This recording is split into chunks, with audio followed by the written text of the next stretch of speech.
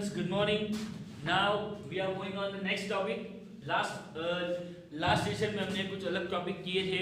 आज आगे बढ़ते हैं इंट्रोडक्शन में ही और एक नया टॉपिक लेके. टॉपिक है इक्विवेलेंट फ्रैक्शन. ओके, तो लास्ट में हमने जो फ्रैक्शन पढ़ा वो तो आपको अच्छे से आपने ध्यान दिया होगा, तो आपको समझ में आ गया होगा कि फ्रैक्शन है क्या, उसका यूज क्या है, उसके टाइप्स देखे दो तीन हमने. ओके, तो एक बार फिर से रिपीट कर देता हूँ. फ्रैक्शन क्या है? फ्रैक्शन मीन्स आपको कोई भी होल एक पूरी चीज दी है, उसके कोई हमें पार्ट देने हैं, पार्ट करने हैं. किसका यूज होगा? Fraction. A fraction is used to represent the whole of the part. Okay, तो पार्ट जो होल चीज है, कोई भी चीज है, उसके मैं पार्ट करता हूँ, तो उसका कोई एक पार्ट है, तो मेरे को उसको रिप्रेजेंट करना है, तो इसके लिए किसका यूज होगा? फ्रैक्शन का यूज हम करेंगे. ओके, नाउ चलो देखते हैं आगे इक्विवेलेंट फ्रैक्शन. तो ये फ्रैक्शन क्या है वो भी हमने देख लिया. अभी इक्विवेलेंट फ्रैक्शन क्या है वो देखते हैं. Fraction whose simplest form is the same fraction. A fraction whose simplest form is the same fraction are called equivalent fraction. Okay, चलो देखते हैं एग्जांपल देख लेते हैं उसका. कि कोई भी दो फ्रैक्शन है, दोनों का मैं सिंपलेस्ट फॉर्म करता हूं, तो दोनों के आंसर्स कैसे आते हैं? सेम. ओके, तो उस दो फ्रैक्शन को हम क्या बोलेंगे? Equivalent fraction. एग्जांपल देख लेते हैं. ओके, नाउ सपोज यहां पे मैंने लिया है 4/5 and the second one is 16/20. Second one is 16/20. तो दोनों के सिंपलेस्ट फॉर्म निकालेंगे पहले. तो दोनों के सिंपलेस्ट फॉर्म, तो यहाँ पे 4/5 है, तो पहले तो सिंपलेस्ट फॉर्म है क्या, वो हमने लास्ट में देख लिया है. एक बार फिर से रिपीट कर देता हूँ. सिंपलेस्ट फॉर्म मींस दोनों जो न्यूमरेटर एंड डिनोमिनेटर है, उस दोनों में कोई भी कॉमन फैक्टर होना चाहिए नहीं. कोई भी कॉमन फैक्टर चाहिए नहीं अदर देन 1, क्योंकि 1 तो सब में होता है. ओके, तो दोनों में कोई भी कॉमन फैक्टर होना चाहिए नहीं other than 1 is called simplest form of the fraction. तो ये simplest form है फर्स्ट. नाउ सेकंड, तो सेकंड है 16/20, तो उसका मैं simplest form निकालता हूँ. तो simplest form निकालने के लिए हमने दो मेथड देखी थी. या आप दोनों न्यूमरेटर और डिनोमिनेटर को HCF से डिवाइड करो, ये फर्स्ट, और ये इसके मल्टीपल्स देखो, इसके फैक्टर निकालो 16 और 20 की. ओके, तो दोनों में से आपको जो भी मेथड ठीक लगे वो आप कर सकते हो. मैं यहाँ पे फैक्टर निकाल के रखता हूँ. ये फर्स्ट नंबर तो एज इट इज है, तो 16/20 उसके फैक्टर निकालता हूँ. 4 4 and 20 means 4 5 4 cut, then the answer will be 4/5. तो देखो ये इसका सिंपलेस्ट फॉर्म और इसका सिंपलेस्ट फॉर्म, तो ये सिंपलेस्ट फॉर्म में ही है. तो देखो दोनों आंसर्स कैसे आए? इक्वल आए. दोनों आंसर्स कैसे आए? Equal. Therefore these two fractions are equivalent fraction. Okay, therefore these two are equivalent fraction. Clear? ये दो क्या है? इक्विवेलेंट फ्रैक्शन है. ओके, एक बार फिर से मैं समझा देता हूँ क्या है. कि दोनों जो दो फ्रैक्शंस है, दोनों के सिंपलेस्ट फॉर्म अगर सेम आते हैं, तो वो दो फ्रैक्शन है उसको क्या बोलेंगे हम?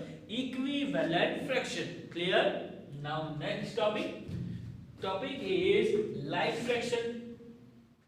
इक्विवेलेंट फ्रैक्शन और लाइक फ्रैक्शन. तो लाइक फ्रैक्शन है क्या वो देख लेते हैं. Fractions having same denominators are called like fraction. Fractions having same denominator. तो कोई भी फ्रैक्शन है, उस दो फ्रैक्शन में, मैं कंपेयर दो में करता हूं मैं, कि दो फ्रैक्शन है, उस दोनों में डिनोमिनेटर इक्वल है. एग्जांपल देख लेते हैं.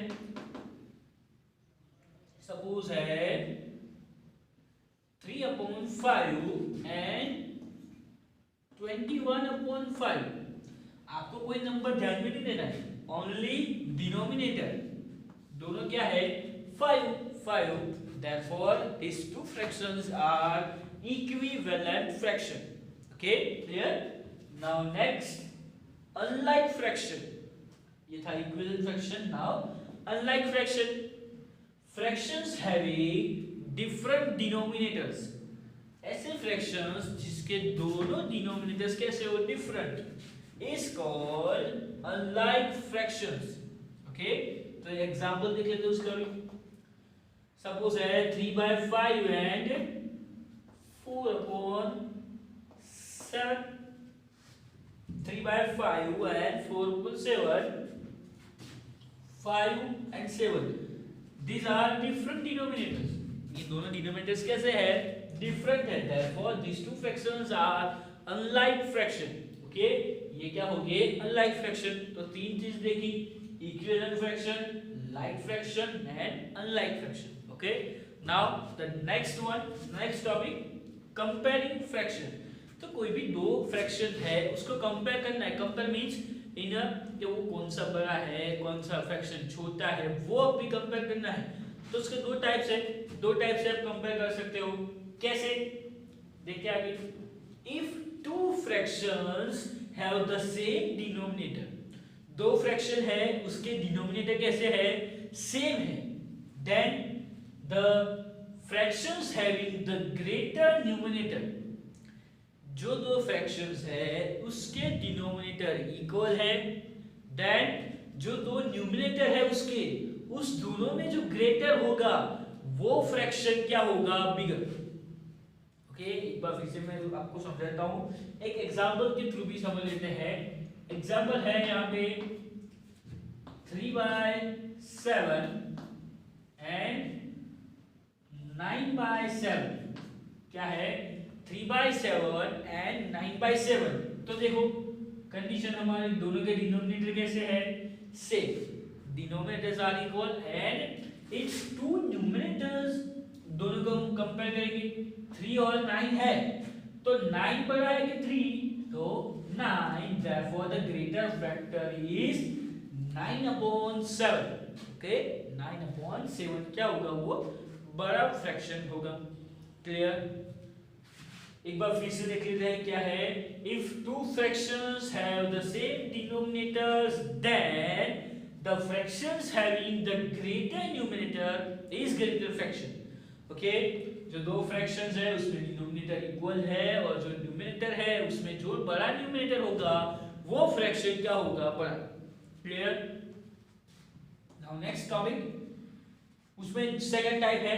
अभी क्या है, if the two fractions have the same numerator, अभी numerator same है, then the fractions having the greater denominator, तो जो greater denominator होगा is smaller, वो नंबर कैसा होगा, छोटा.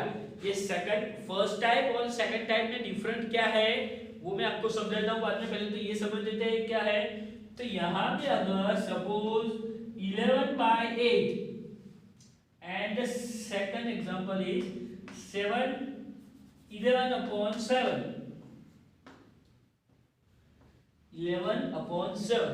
तो यहाँ पे कंडीशन क्या है, न्यूमरेटर इक्वल है. if the two fractions have the same numerator equal है, then the fractions having the bigger denominator, तो बड़ा डिनोमिनेटर जो होगा वो नंबर छोटा, वो नंबर क्या हो जाएगा, less. 11/8 is less than 11/7. Clear? यहाँ पे क्या था, जो दोनों के डिनोमिनेटर कैसे है, same denominator but bigger numerator, the number is bigger. Okay, so 3/7 is less than 9/7, ये बड़ा होगा number. Okay, clear? Now compare करेंगे कि दोनों में डिफरेंस क्या है. यहाँ पे आपको बोला है द सेम डिनोमिनेटर्स, यहाँ पे डिनोमिनेटर इक्वल है और यहाँ पे न्यूमरेटर इक्वल है.